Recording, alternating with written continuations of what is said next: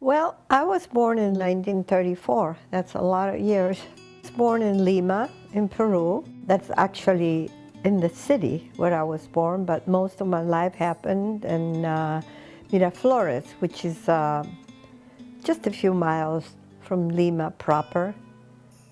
And as the name is Miraflores means looking at flowers. There's a lot of flowers right by the ocean. And so that's where I was born. I went to school, to Sacred Heart, again, right by the ocean, in a boarding school. Spent the first part of my life mostly with my grandma. Well, because my mother died when I was only 4 years old, and my brother Miguel was a year and a half.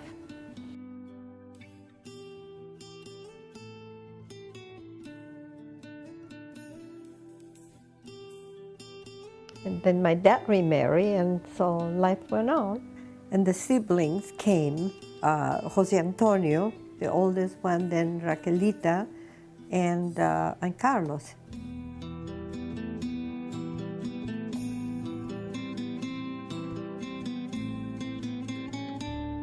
But probably the fondest memory is my brother. We're very close, and we spend all kinds of things. We get sick. We have all the illnesses that you can have as a child. We had it together, except for whooping cough, because I was in boarding school and he was still at home when this happened. But other than that, just about you name it. Miguel was very sweet, very docile boy, and I was older than him. So he was always willing to play with my dolls, with me, and we played tea time. Then later on in life, when he was older, occasionally, if they were short of somebody playing soccer, it would be an honor for me to ask to join the boys. Or there were times when I helped him decorate his club that he had up on the rooftop, but he never gave me a key for that. Although I worked very hard helping him, but And then of course I enjoyed my younger siblings. I was already older. So yeah, it was a good life.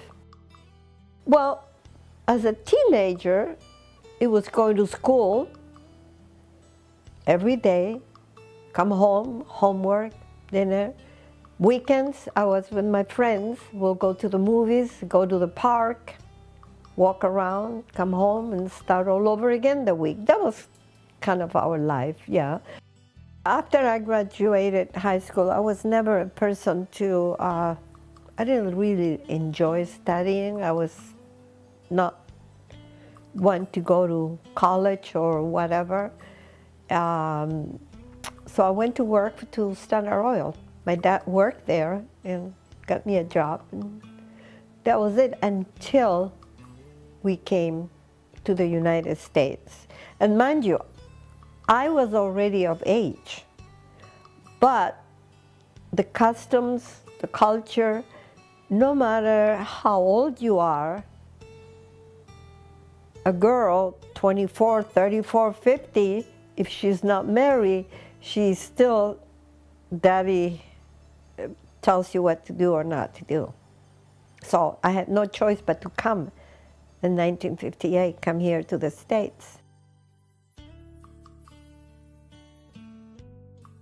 At home in Peru, we had to take English.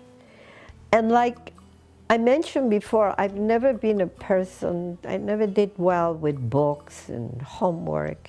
And school for me was the social life of it. However, I always enjoyed my English classes. I had different teachers, but when I was older, I'll never forget Mother Darcy. She was a British woman, our nun teacher. And I just love her. I loved her. I enjoy her classes. We used to do crossword puzzles in English. And then also my dad, being that he worked for Standard Oil, and he was very, what can I say? I can think of the word. He knew English quite well. And we used to have sometimes visitors, and I was always like to be there practicing talking in English. And so when I came here, I wasn't quite fluent, because when people talk to you and your country and they're speaking, let's say, any other foreign language, they try to speak a little slower. When I got here, it wasn't easy to follow, but it didn't take me long.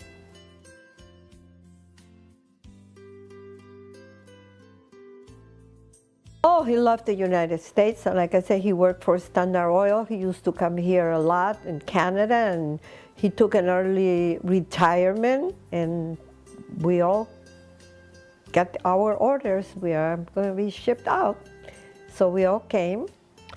And when he decided that he did not like to be retired, short of a year later, we were living in Miami, he decided to go back to work for another oil company.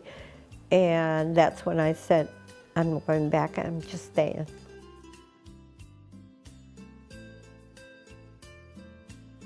My brother came ahead of us. We call him Menego. And so we talked and we made plans that I would come eventually to Chicago and we were going to live together, blah, blah, blah, and all these plans. When I got to Chicago, he was already dating the one, Tina, who he married eventually. So I was kind of always close with him, but not the way we had planned. So it was a little hard at the beginning. He took me to some friends that he had that lived at the YWCA in Evanston, which actually there were 3 very beautiful homes, old houses. So I lived in one of them, got myself a job at AC Nielsen. Shortly after that, these friends that work at Abbott Labs talked me into going over there. I was lucky to find a job with Abbott Labs, and I worked for Abbott until 1963. Well, I came here in November from Florida after living in Peru. So the weather was quite drastic. First of all, I arrived in 59, November, cold, gray, at Midway Airport, the old Midway Airport. So it was quite depressing driving into the city. So yeah, it was quite a culture shock.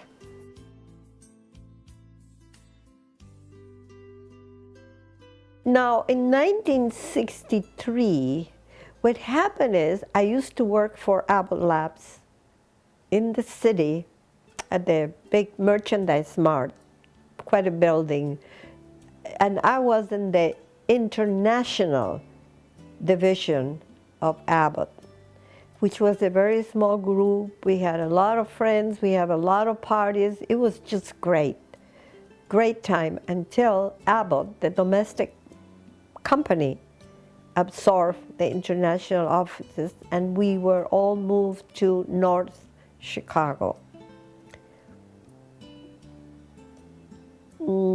I did not like being in North Chicago. They gave us 3 months to find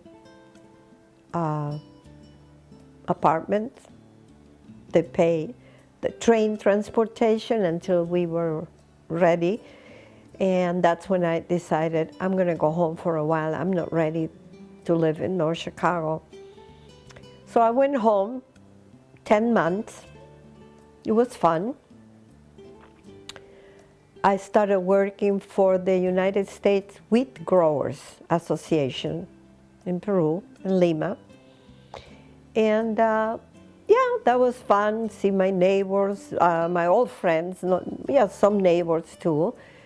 And after a while, I was so used to the life in the United States, I decided to come back.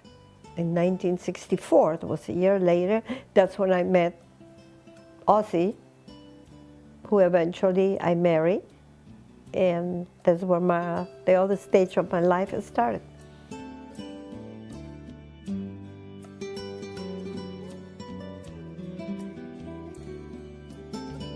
Oh, I forgot to mention, in the meantime, when I came back from Peru, I started to work for the Biscuit and Cracker Manufacturers Association, which right now, that was from all over the world. And I loved, that was the job I really liked.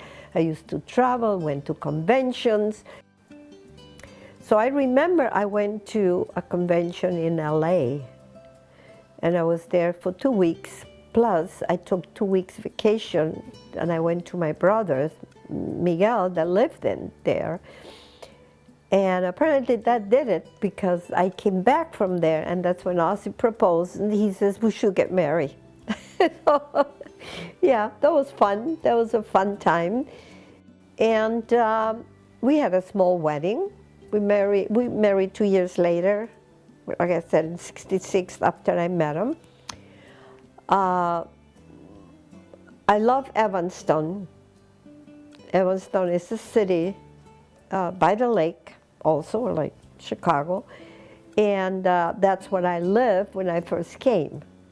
So I used to sing in a choir then. I love this church, so we got married in Evanston at St. Mary's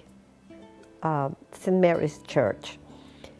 And the reception was at the Orrington Hotel, which is right, well, Evanston is a college town. That's Northwestern University is there, which is a very well-known university. And the Orrington Hotel is right across from the campus. And that's where we got married. It was a small wedding. My parents were here, my brother. Yeah, that was it. And that's when Monica then was born in '69. She was adorable. She's always been loving, you know, I mean, what else can I say about a child? Oh God, I just stopped everything. I quit. I called at work and told them I'm not coming back, because my boss insisted when first I wanted to quit. He says, Amelia, take a leave. See how it goes, and then you might want to come back. No, that was it for me. I just stay home with my new baby. Monica, she was always a lovely child, happy, bouncing baby.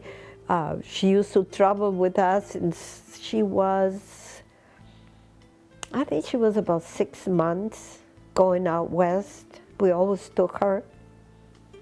She went everywhere with us, to Europe, to Germany, where Ozzy is from, or was.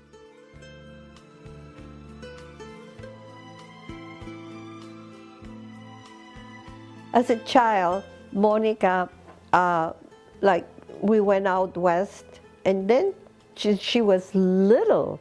She was put up on a horse, and she always loved horses, and she got older, she started riding horses.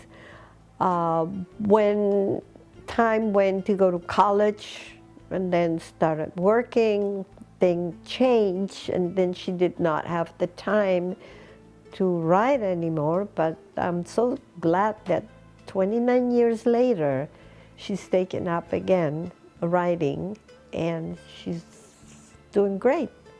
Well, when I met Ozzy, you know, I live in Chicago, north side of Chicago, always by the lake, and we got married, and we live in the city. Then we have Monica.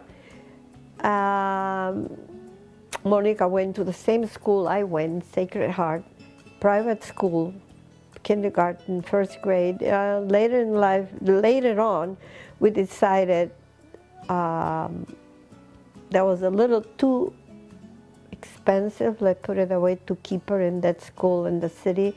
So we figured that would be more like college money. So we got to move to the suburbs. And that's when we moved here to Wheeling. One great thing about living in the suburbs was meeting the Youngs and being the nanny for all 4 children, Vanessa, Stephen, Allison, and Lizzie. We left the city in 1977, and we're still here.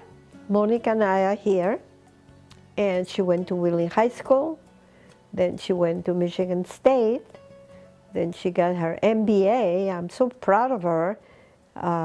DePaul University, have different jobs. Right now she does a great job working for Microsoft.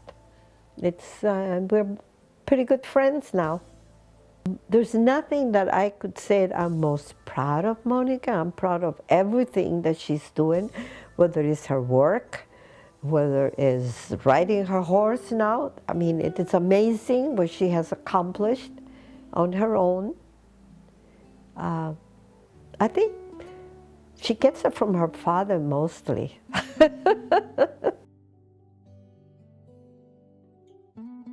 Ozzy grew up in Germany, in the East, so his childhood was during the war. I have many stories. I wish I can write a book about the stories, some of them quite funny, as a kid growing up in Berlin. And he never gave up. He kept fighting about freedom, and when he was a teenager, later years, he escaped from Berlin. A couple of times he did escape. He went back and out again.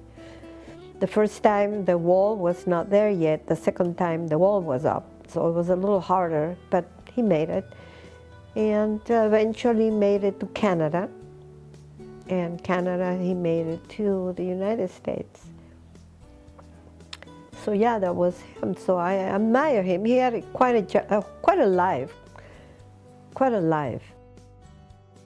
Ozzy always liked to travel. Actually, we both love to look. I came from Peru to settle here. He came from Germany to settle here. And then we always travel.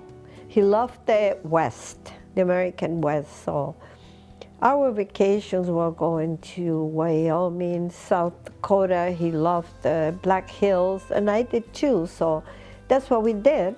Later on, we both loved to ski. So we did a lot of skiing. And of course, Monica did too. So we took many, many family trips, the 3 of us. And yeah, I have great memories from our ski trips and all the other trips that we did. You know, there's so many things in my life. I loved skiing. After Ozzy died, I kind of gave up the skiing. I went back to ski and joined a ski club with a friend of mine for quite a few years. And I would still do it now. It just got out of hand. It's so expensive now. I just got into other things. I joined the Red Cross. I was very active for about 12 years. I worked first in the office, and then while I was working in that office, I was asked to work on a special group for blood drives. And after that, I joined disasters, and that's when I used to go to help people when there were fires or tornadoes or whatever. And eventually, I went to,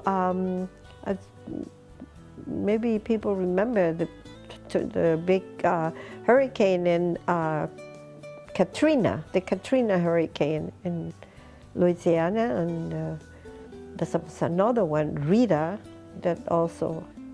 So I was working there. It is very rewarding. It's very rewarding because I see firsthand how terrible it is to lose everything and not have anything left. That, yeah, it made me very happy to see people being happy and thankful for whatever, not me, I mean, I was just working there, but what the Red Cross was doing for them, you know. Oh, I belong to a garden club, so through them I have a lot of friends, a lot of fun. I love to do gardening. And the neighborhood, after being here for so many years, is like the rest of the neighbors around me, they've been this even longer than I've been here, so to me it's like family.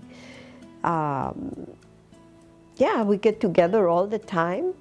I love my wine once in a while, and I have friends in the neighborhood that do too, so we get together and we have little wine parties, wine tasting, or without any particular reason, we just get together, sit in the backyard and enjoy it. Now, the winters that were hard at the beginning, they don't really bother me that much. You know, it's so easy. You go from your house, which is warm, go into your car, and you get off on the next building. Maybe you walk a little bit. So it's not that bad.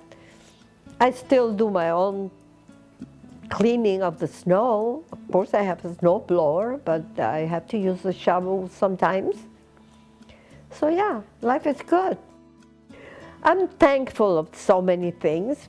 Thankful to my parents for being who I am. Thankful for having met my husband and have my daughter, which is one of the biggest things that I could be thankful for. I'm thankful for my health. I'm 83 years old, going on 84, and I can do just about anything you ask me to do. So, yeah, there's a lot to be thankful for. Thankful to live here, where we're at peace. It's a great country to live here. That I have the freedom to go back home anytime I want to and come back. I can go anywhere I want to go and always come back here.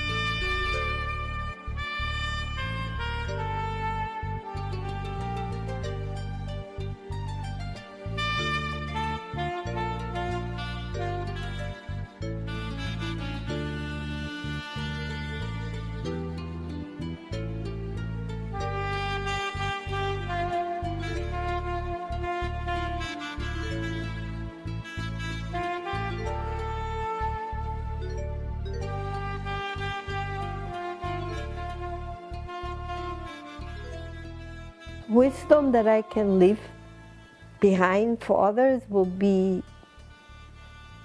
live a healthy life is number one. If you live a healthy life, not just your body, but your mind, enjoy whatever you have. Don't wish for those things that you don't have. Enjoy, be happy with what you have. That's life.